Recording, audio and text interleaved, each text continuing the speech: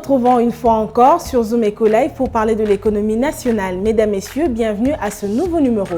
Pour commencer, nous parlerons des chiffres clés avec Judith Tunamaka qui nous ramènera les dépenses affectées en faveur du secteur de l'ITP en 9 mois de l'année 2021. Nous aurons aussi un dossier avec Benita Mweni qui, elle, nous parlera de l'alignement de 3200 médecins pour la prime des risques professionnels qui ont été prévus pour l'année 2022. Nous aurons aussi la chronique avec notre éditorialiste de tous les jours, Patrick Boboka. Aujourd'hui, il nous parlera de l'accès au crédit. Est-il possible de réduire jusqu'à 5% le taux d'intérêt? Nous en saurons plus quand il sera avec nous sur ce plateau. Nous allons aussi noter les différents rendez-vous de la semaine dans la rubrique Agenda avec Adassa Grasse. Mais avant d'y arriver, suivons d'abord les nouvelles en bref.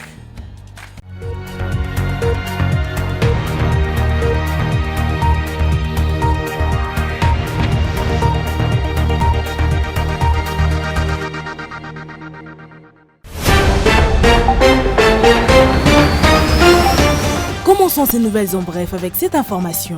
Dans l'échelle de Moody's, la notation CAA1, d'émetteur à long terme du gouvernement de la République démocratique du Congo, a été confirmée le 18 octobre dernier. Avec cette note, la perspective de la République démocratique du Congo passe ainsi de stable à positive. Dans son rapport d'il y a quelques heures, Moody's reconnaît les perspectives économiques solides de la République démocratique du Congo, tirées par le secteur minier et le potentiel d'amélioration de la résilience économique grâce à la mise en œuvre des réformes structurelles dans le cadre du programme actuel du Fonds monétaire international. Autre information. En 9 mois, le gouvernement de la République démocratique du Congo a rétrocédé aux administrations financières du pays un montant total de 479,4 milliards de francs congolais, soit plus de 238,2 millions de dollars américains au taux budgétaire de 2041 pour $1 américain. D'après le rapport des états de suivi budgétaire du mois de septembre 2021, les prévisions budgétaires pour les dépenses liées à la rétrocession aux administrations financières ont été fixées à 385,7 milliards de francs congolais, soit plus de 191,7 millions de dollars américains pour cette période. Pour la période sous examen, il se dégage un taux d'exécution budgétaire des allocations du gouvernement en faveur des administrations financières de l'ordre de 124,3% du montant total attendu. Nouvelle en bref encore. Pour lutter efficacement contre la corruption qui s'érige en fléau en République démocratique du Congo, le coordonnateur de l'Agence de prévention de lutte contre la corruption, Thierry Mboulamoko, suggère 18 recommandations pour faire face à cette situation. Dans son allocution, Thierry Mboulamoko a tout d'abord félicité le chef de l'État congolais, Félix-Antoine Tshisekedi, pour sa ferme détermination exprimée dans son premier discours à la nation lors de son investiture, de faire de la RDC un état de droit en s'appuyant sur la lutte contre les antivaleurs dans la corruption comme son cheval de bataille. Plus de détails sur zoomeco.net. Terminons ces nouvelles en bref avec cette information. En 9 mois de l'exercice budgétaire en cours, le gouvernement de la République démocratique du Congo n'a décaissé que 18,1 milliards de francs congolais, soit plus de 9 millions de dollars américains pour le compte de la Commission électorale nationale indépendante. Ces données sont du ministère du Budget contenu dans son rapport mensuel sur les états de suivi budgétaire de la Direction générale des politiques et programmation budgétaire du mois de septembre. D'après ces documents, les prévisions budgétaires pour les dépenses de la Commission électorale nationale indépendante en 9 mois ont été fixées à 94,6 milliards de francs congolais, soit plus de 47,3 millions de dollars américains pour cette période. Après analyse des données fournies par le ministère du Budget sur l'exécution budgétaire en 9 mois, il ressort un taux d'exécution budgétaire en faveur de la CENI de 19,1% sur le montant total attendu. Que dire sur le cours de change actuel? Nous en saurons plus avec Judith Tunamaka et elle nous parlera aussi des dépenses qui ont été affectées en faveur du secteur des ITP en 9 mois de l'année 2021. Elle sera ici après ceci.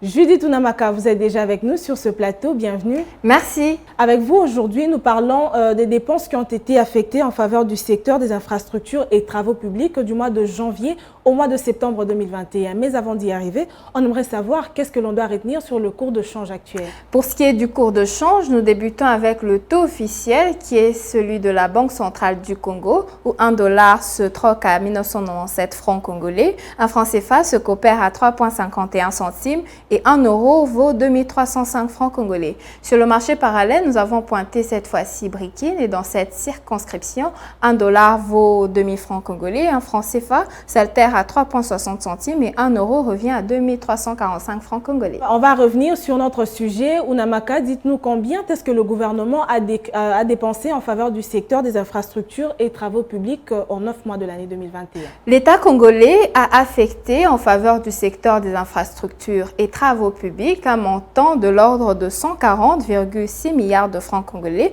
soit 69,9 millions de dollars américains. Et les prévisions budgétaires ont été fixées à 240,8 milliards de francs congolais, soit plus de 120,4 millions de dollars américains. Ainsi, il se dégage un taux d'exécution budgétaire de l'ordre de 58,4% des allocations budgétaires attendues dans ce secteur. Et que comprendre alors sur la clé de répartition de cette somme allouée dans ce secteur? S'agissant de la répartition de ces allocations gouvernementales dans ce secteur, ce rapport indique justement que 40,6 milliards de francs congolais, soit 20,3 millions de dollars américains, ont été affectés aux dépenses du personnel et 11,5 milliards ont servi pour le transfert et intervention de l'État au cours de cette période. Quant aux autres dépenses, elles ont été effectuées de la manière suivante. 9,8 milliards de francs congolais ont été affectés aux dépenses de prestations et 863 millions de francs congolais utilisés pour les dépenses liées à l'acquisition des biens et matériels dans ce secteur. On va se séparer avec cette question. Qu'en est-il des dépenses prévues dans les 10 secteurs pour l'ensemble de l'année 2021? Pour l'ensemble de l'exercice 2021, le gouvernement devrait décaisser une somme s'élevant à 321,16 milliards de francs congolais pour le secteur des infrastructures et travaux publics, surtout lorsqu'on sait que le pays manque cruellement des routes praticables pouvant permettre la libre circulation des biens et des personnes. Merci à vous, Namaka, pour toutes ces précisions chiffrées. C'était pour nous un plaisir de vous recevoir une fois encore sur ce plateau et nous espérons vous revoir prochainement. Merci.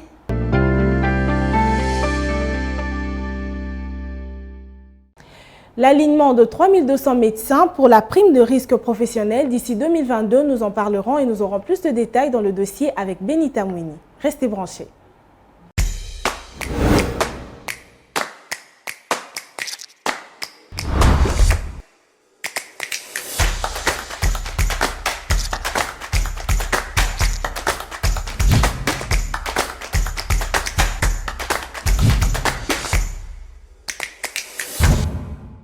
Le dossier du jour, c'est avec vous, Benita Mouini. Bienvenue. Merci, Piombo. Vous nous parlez aujourd'hui de l'alignement de 3200 médecins pour la prime des risques professionnels d'ici l'année 2022, c'est-à-dire l'année prochaine. Alors, il y a eu donc une séance d'explication devant la commission socio-culturelle le 11 octobre dernier au sujet à l'Assemblée nationale où bien sûr l'annonce au sujet de l'alignement de 3200 médecins pour la prime des risques professionnels a été faite. Mais quel en était le but finalement? Cette annonce du ministre de la Santé publique, Hygiène et Prévention, Jean-Jacques Mbungani, est intervenue dans le but de relever la contribution du ministère de la Santé pour étouffer la proposition de loi portant sur le régime spécial de sécurité sociale des agents du service public. Alors Benita, avant de parler des résolutions récentes, nous allons quand même revenir en arrière pour rappeler les faits concernant cette prime de risque professionnel des médecins avec vous. C'est depuis octobre 2019 que le collectif de médecins travaillant au service de l'État ont commencé à réclamer le paiement de la prime de risque auprès du chef de l'État qui leur avait promis de régler cette situation. Et parmi les recommandations formulées au ministère du Budget, il y avait l'alignement de tout le médecin congolais du secteur public à la prime de risque. Deuxièmement, il y a l'augmentation de l'enveloppe budgétaire destinée à la rémunération du personnel de santé.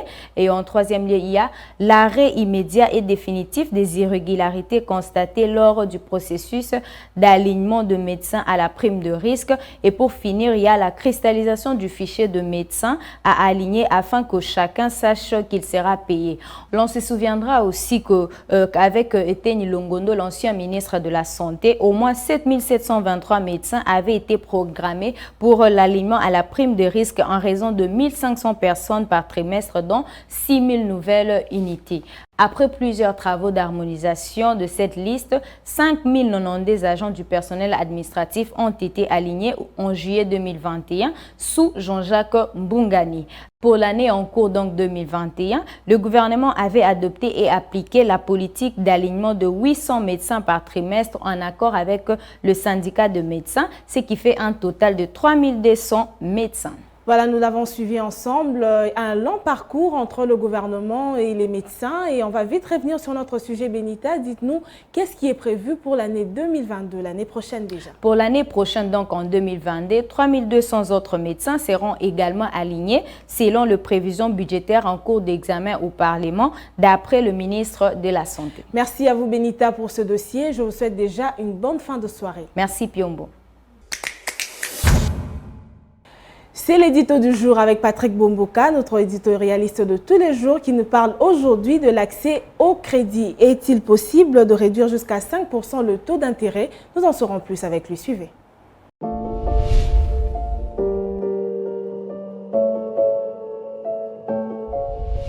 Bonjour. La problématique de l'accès au crédit demeure une préoccupation majeure en Afrique. Alors que certains pays du continent exigent jusqu'à 5% de taux d'intérêt dans l'octroi des crédits bancaires, les banques commerciales œuvrant en République démocratique du Congo imposent un taux qui varie entre 12 et 18%. Malgré le fait que depuis juin 2021, le taux directeur de la Banque centrale du Congo a été ramené à 8,5%, justement pour permettre aux banques commerciales de refinancer davantage l'activité économique, eh bien, l'on constate que l'accès au crédit demeure une équation à 1000 inconnus. La situation observée ne facilite pas d'ailleurs l'accès au crédit tant pour les entreprises que pour les ménages. De l'avis du ministre des Finances, Nicolas Kazadi, cette question devrait être prise en charge par l'Institut d'émission au nom de l'indépendance tel que la lui reconnaît la loi. Le ministre des Finances a évoqué cette question en marge des assemblées générales du Fonds monétaire international et de la Banque mondiale tenues du 11 au 14 octobre 2021. En effet, Nicolas Kazadi estime que cette question d'octroi des crédits bancaires est une matière qui relève de la politique du crédit et donc de la Banque centrale du Congo. En tant que gouvernement, il estime que leur rôle est de rendre le crédit beaucoup plus accessible, mais cela doit être la combinaison de plusieurs facteurs. Pour le ministre des Finances, bien que la RDC soit un État fragile, c'est-à-dire parmi les pays les moins avancés, il estime qu'il est possible, en regardant les comparateurs, de réduire le coût du crédit. Quelle est la tendance observée en Afrique en rapport avec l'octroi des crédits bancaires? Eh bien, il y a des pays tels que le Togo, le Tchad et bien d'autres pays africains qui fixent le taux moyen à 8%, voire 5%, et pour les entreprises que pour les ménages. Pourquoi serait-ce normal qu'en République démocratique du Congo, les taux d'intérêt se hissent à 12%, 14% et voire même 18%? Pour l'argentier national, il y a donc moyen de le réduire, quitte à trouver des réponses aux raisons qui justifient ces taux le plus élevés. Il s'agit notamment de cette question de doing business ou encore du taux directeur de la Banque centrale du Congo qu'il faudrait bien revoir. Au-delà du taux d'intérêt très élevé, il est observé que l'accès au financement pour les PME demeure encore extrêmement difficile, notamment la rigidité des procédures d'octroi des crédits au sein des institutions bancaires, et les mêmes institutions bancaires ont de la peine à proposer des produits financiers adaptés aux besoins des PME. Merci de votre attention.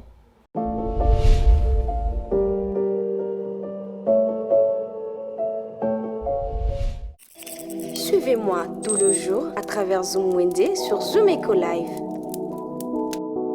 Abonnez-vous sur notre chaîne YouTube. Zoom Eco Live, la référence de l'actualité économique en RDC.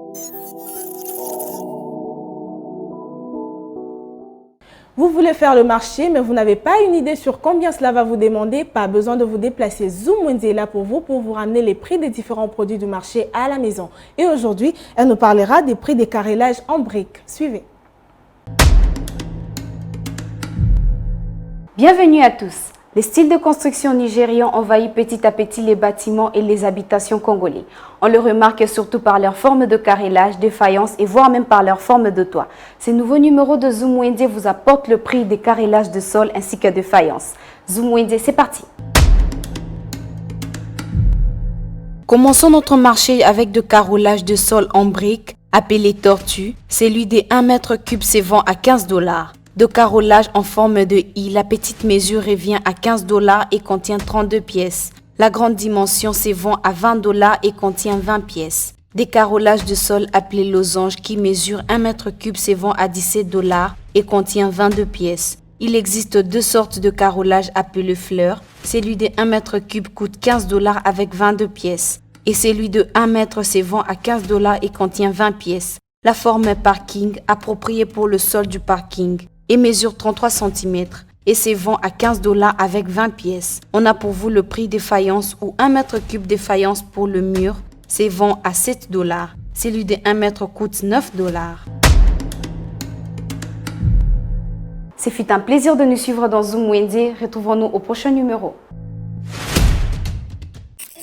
Les rendez-vous économiques, c'est dans l'agenda sur Zoom Eco Live. Abonnez-vous sur notre chaîne YouTube. Zoom Eco Live, la référence de l'actualité économique en RDC.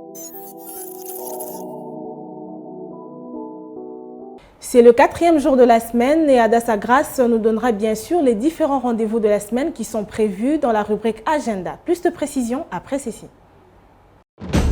Nous vous amenons au cœur de l'actualité économique en RDC. Que dire alors de l'évolution du taux de change en République démocratique du Congo? Il y a eu à noter une stabilité relative du taux de change. Tout savoir sur la conjoncture économique, les différents taux de change officiels et parallèles. Tout apprendre et mieux comprendre le rendez-vous économique. Nous vous apportons plus de précisions. Enquête, analyse, dossier. Nous vous rapprochons de la réalité congolaise. Le Watt est un symbole de fierté pour la femme africaine. Sur ce sujet, nous vous souhaitons bienvenue. Entrepreneuriat et activité économique, chez nous, faisons les marchés ensemble. Nous avons appris à être plus près de vous, offrir à vos yeux ce qui est bon pour votre vie. Suivez-nous également sur nos différentes plateformes. Zoom Eco Live, la référence de l'actualité économique en RDC.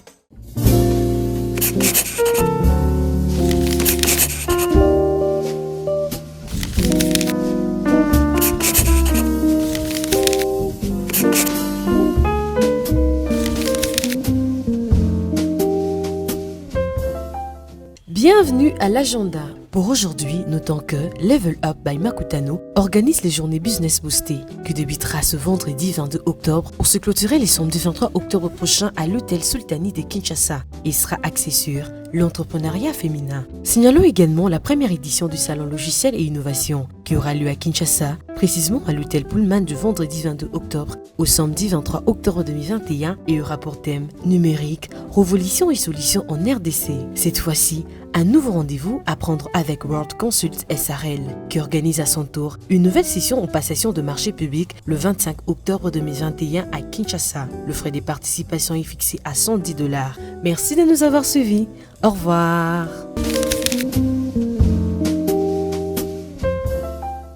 La débrouillardise à Kinshasa, nous en parlons dans notre rubrique article 15 et aujourd'hui le micro sera passé à un vendeur des accessoires pour hommes. Il nous partagera son expérience. Suivons ensemble.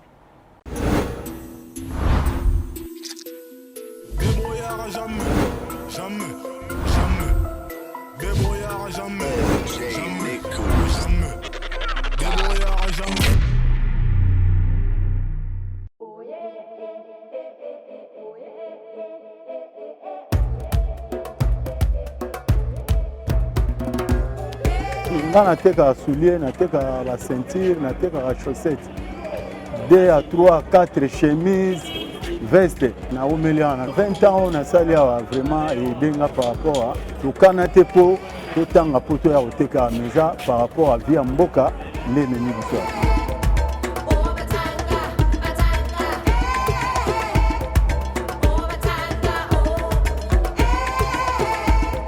Souvenir à malamu ezaka po yango nde na baleli mwasi officiel yango nde na boteli bana yango pe na bimisi mwana mona université ntango mosala eza malamu na mikolo oyo makambo nyonso nasala wana tosala ngo siki ndenge mboka ekendeli par rapport à vente ndenge ezalaki liboso na mikolo oyo toza meme na badifficulté mikolo oyo ya kotangisa bana po circulation monétaire ezalaka lisu te moi mpe aotangisa su bana na baniveau tobanda otangisa wana eza mwana moko mwana wana asalaka médecine aza na ndako aza kofanda puisque vente eza su ndenge ezalaki te.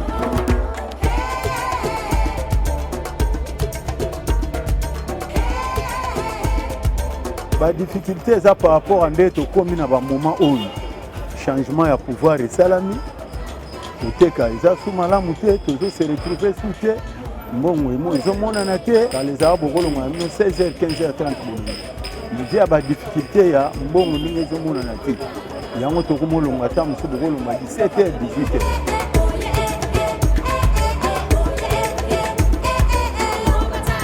ntango vente eza bien okoépargne kaka mwa soki mokolo wana nzambe asili okotya ata mwa $5 na carte okotya ata mwa $10 na carte yango esungo so mwa baproblème eza naza na moyen ni ya kotya meme $5 wana meme $10 ta mosu même transport tokomokela oyeba otandi biloko basulie yango ezali biloko eza bachaussette eza memta so baza te mkaza ya mbongo aza te.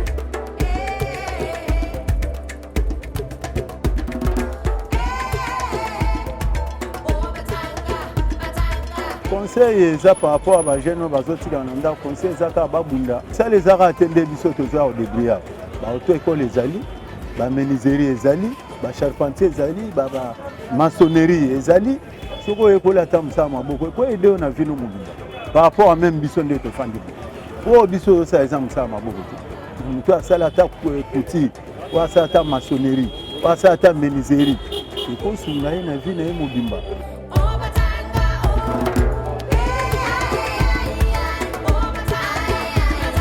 Message on a relancé dans le gouvernement par rapport à bameka kotala vie na biso social biso tosombe eloko mibale misato na groupe toteka na détail mais sénégalais malien koteka eloko moko na détail esalamaka te totamboli mpe mwa bamboka babrazzaville mwa bamboka mosusu totamboli détail ezalaka mpona bana mboka baspatrie oyo bayawa bakoteka gros mais tokoma koteka na biso na baspatrie eloko moko ezalaka te bapermettre biso gouvernement sala mosala ndenge ezali bazwa gros bapesa yango baspatrie batika bana mboka basala détail epuis baluka moyen bafandisa vie sociale moke mpe emonanaka na population vraiment toza na badifficulté.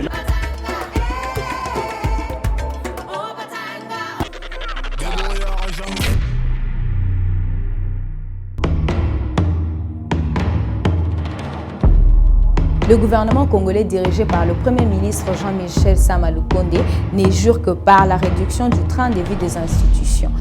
Merci à vous Judith Piombo pour ce dossier. Merci Onamaka.